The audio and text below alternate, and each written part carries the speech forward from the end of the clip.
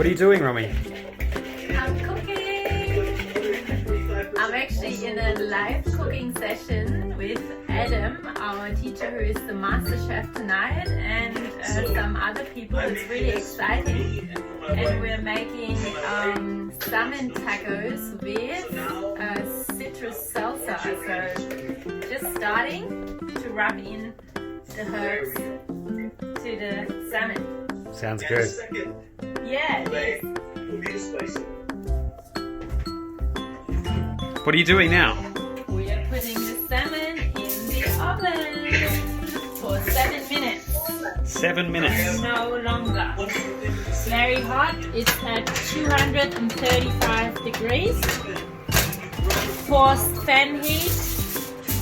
There we go. 7 minutes. Alright, 7 minutes later. This is what the salmon looks like. Perfect. Look at it. There we go. Perfect.